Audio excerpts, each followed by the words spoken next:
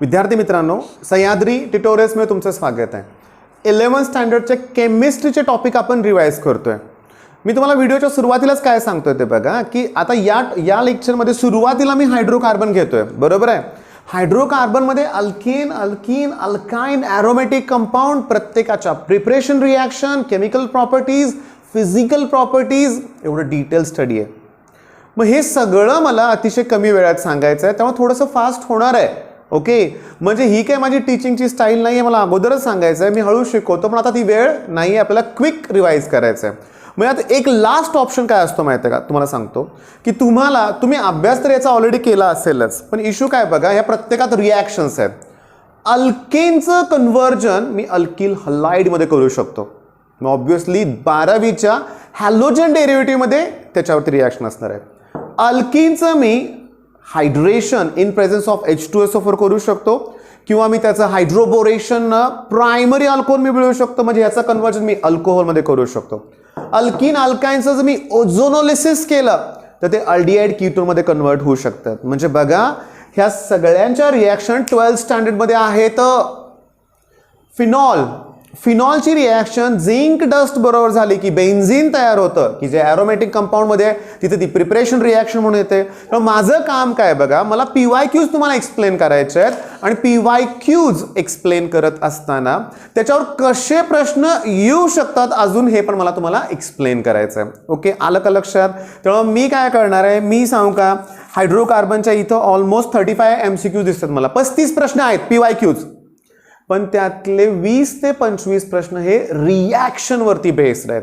मग ऑब्व्हियसली आपल्याला रिॲक्शन ही घेतलीच पाहिजे, लक्षात घ्या. ओके, आता मला सांगा, मी जस्ट तुम्हाला एक विचारतो बघा, की समजा ना बेन्झीन रिंग आहे. ओके, आता ही बेन्झीन रिंग आहे. ओके, आणि त्याची रिॲक्शन समजा झाली अल्किल हलाइड बरोबर CH3Cl बरोबर, आणि हा ग्रुप इथं अटॅच झाला. ओके, बरं, या रिॲक्शनसाठी गरज कशाची असते? अनहायड्रस ॲल्युमिनियम क्लोराईड, बरोबर आहे. मेन पॉइंट काय की तुम्हाला CETला विचारतील की या रिॲक्शनचं नाव काय. ओके, दुसरा प्रश्न विचारतील, जे अनहायड्रस ॲल्युमिनियम क्लोराईड यूज केलं जाते त्याचा रोल काय बघायचं आहे तुम्हाला. मग क्वेश्चन नंबर 1 बघा काय विचारलंय बघा.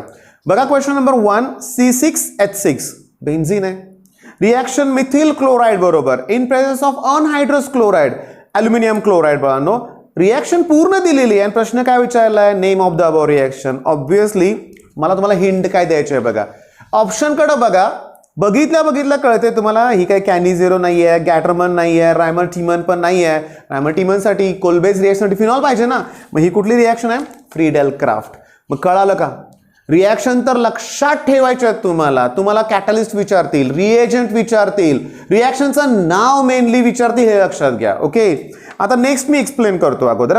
आता समजून घ्या की मला ना अल्केन पासून अल्किल क्लोराईड तयार करायचं आहे. अल्केन पासून अल्किन क्लोराईड. ऑब्व्हियसली मला क्लोरिनेशन केलं पाहिजे. ओके, जर ब्रोमाइड तयार करायचं असेल तर ब्रोमिनेशन केलं पाहिजे. जर क्लोरिनेशन करायचं असेल तर इथं कोण यूज करतो आपण? Ultraviolet light. ब्रोमिनेशनसाठी अनहायड्रस ॲल्युमिनियम ब्रोमाइड. या गोष्टी तुम्ही लक्षात ठेवा. आणि क्वेश्चन नंबर 3 बघा, आता काय लिहिलंय, सिंपल उत्तर तर मी अगोदर सांगितलंय की chlorination is carried out in presence of ultraviolet light. Option C correct आहे. मग तुमच्या आता लक्षात आलंय, बरोबर आहे. आता मी तुम्हाला दुसरा प्रश्न विचारतोय बघा, नीट लक्ष द्या, की हे एक हेक्झेन आहे. ओके, आणि ते मला बेन्झीनमध्ये कन्वर्ट करायचं आहे. आता मला सांगा ना, बेन्झीनचा फॉर्म्युला C6H6, यात 6 हायड्रोजन आहेत. नक्कीच इथं हायड्रोजन जास्त असतील. मग ही रिॲक्शन म्हणजे काय? डिहायड्रोजनेशन आहे. हायड्रोजन रिमूव्ह करायचे आहेत ना, मग बेन्झीन तयार होईल ना.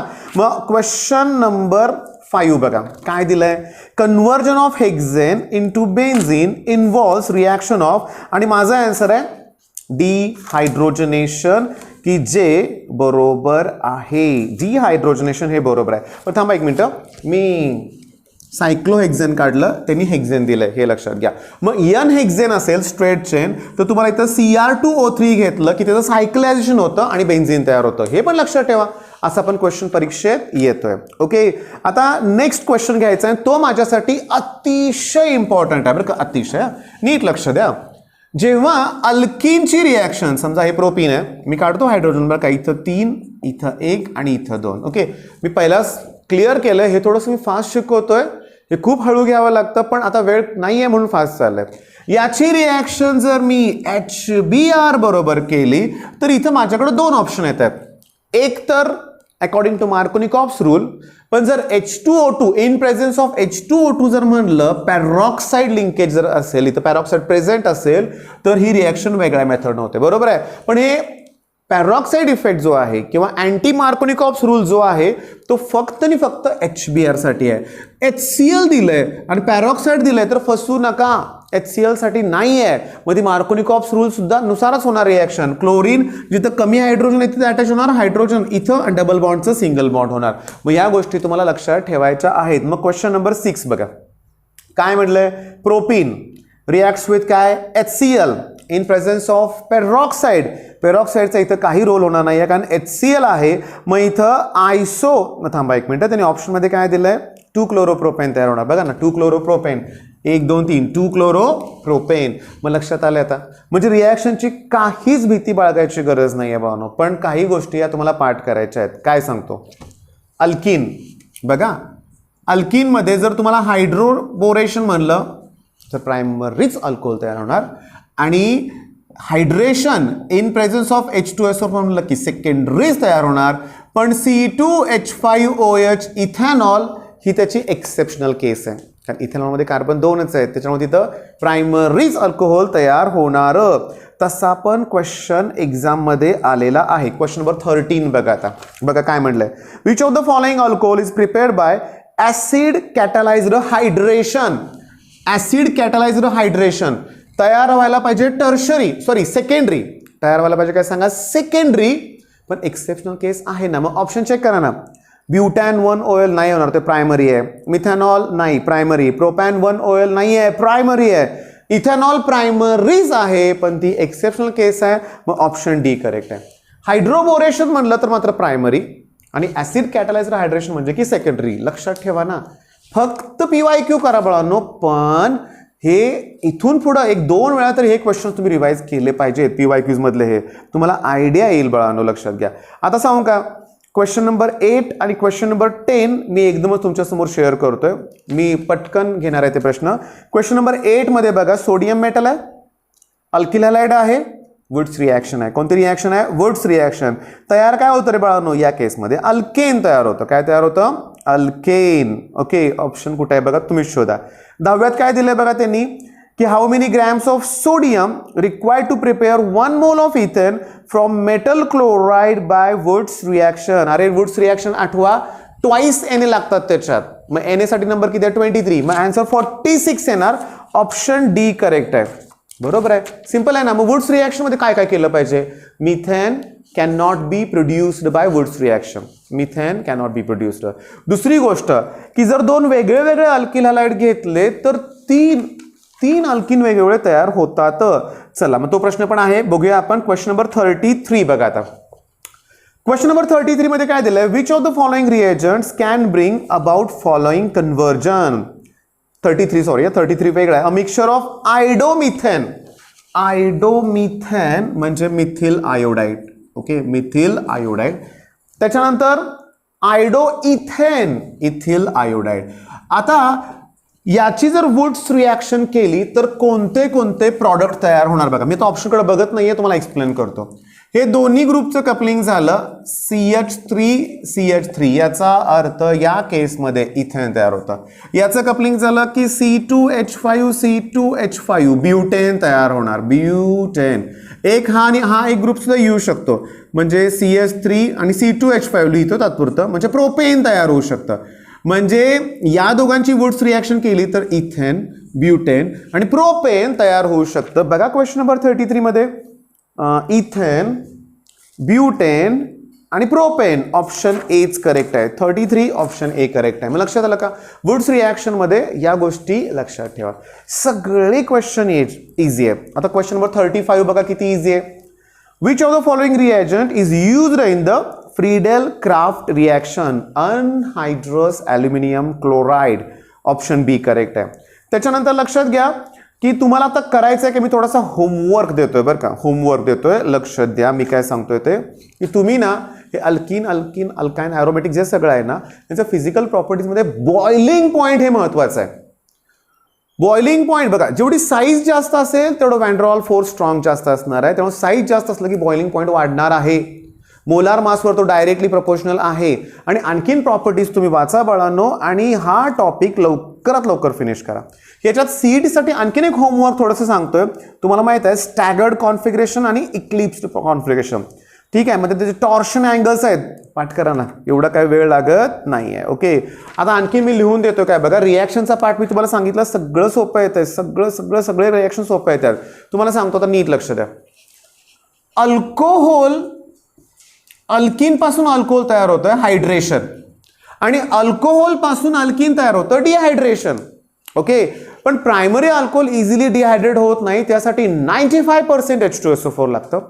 सेकंडरी अल्कोहोलसाठी 60% H2SO4 ची गरज आहे. टर्शरीसाठी फक्त 20% H2SO4 ची गरज असते. लक्षात घ्या. तुमच्या लक्षात आलं का? म्हणजे डिहायड्रेशन ऑफ अल्कोहोल केलं की अल्किन तयार होतं. मग आता क्वेश्चन नंबर 18 बघा. When butane 2-OL is dehydrated using sulfuric acid, dehydration. बघा, हायड्रेशनसाठी पण सल्फ्युरिक ऍसिड, डिहायड्रेशनसाठी सुद्धा सल्फ्युरिक ऍसिड, पण ब्युटॅन 2-OL हे सेकंडरी आहे. मग सेकंडरीसाठी 95 किंवा 20% नाहीच आहे, 60% असणार आहे. ऑप्शन बी करेक्ट आहे. मग तुमच्या हा टॉपिक चांगलाच लक्षात आलाय. तुम्हाला रिॲक्शन्स करायचे, बॉइलिंग पॉईंटशी संबंधित प्रश्न करायचे.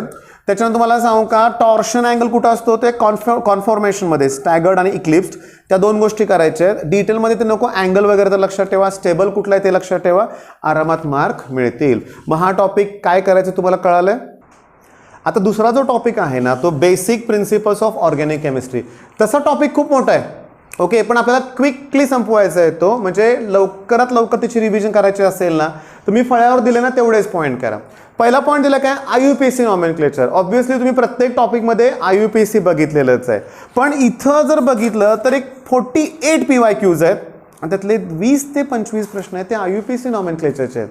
म्हणजे याचं वेटेज नक्कीच जास्त आहे. म्हणजे तुम्हाला बॉन्ड लाईन डायग्राम देतील आणि त्याच्यावरून IUPAC नॉमेनक्लेचर विचारतील, किंवा नीटला परवाच्या पेपरमध्ये IUPAC नॉमेनक्लेचर दिलंय आणि बॉन्ड लाईन विचारलंय. सगळ्यात सोपं आहे, लक्षात घ्या. आता इथं क्वेश्चन्स दिसत आहेत, मला घ्यायचे नाही आहेत, लक्षात घ्या. एकदम म्हणजे एकदम इझी आहेत, एकदम इझी, काही अवघड नाही आहे बरं का. ते तुम्ही करा, म्हणजे तुम्हीच केले पाहिजेत हा प्रश्न.